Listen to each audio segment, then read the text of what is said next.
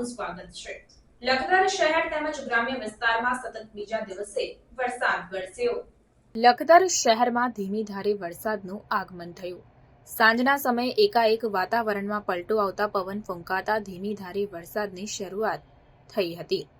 પવન ફૂંકાતાની સાથે ઝરમર વરસાદ વરસતા વાતાવરણમાં ઠંડક પ્રસરી જવા પામી હતી। ત્યારે લખતર શહેર તેમજ સદાદ, લરખડિયા, કેસરિયા, સવલાણા, ઝમર, તલવણી, ભડવાણા, અણિયારી જેવા તનમનિયા જેવા ગ્રામ્ય વિસ્તારોમાં પણ ધોધમાર વરસાદ પડ્યો હતો। વરસાદ પડવાથી શહેર તેમજ ગ્રામ્યના લોકોમાં ખુશીનો માહોલ જોવા મળ્યો।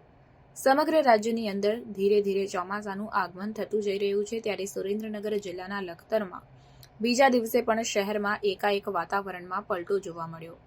મળતી વિગત મુજબ લખતર શહેર સહિત ગ્રામ્ય વિસ્તારની અંદર બપોરના સમય બાદ વાતાવરણમાં એકાએક પલટો આવતા સાંજના સમયે ધીમી ધારે મેઘરાજાનું આગમન થયું હતું। મેઘરાજાના આગમનની સાથોસાથ ભારે પવન ફૂંકાતા અસહ્ય ગરમીના ઉકળાટ બાદ વાતાવરણમાં ઠંડક પ્રસરી જવા પામી હતી।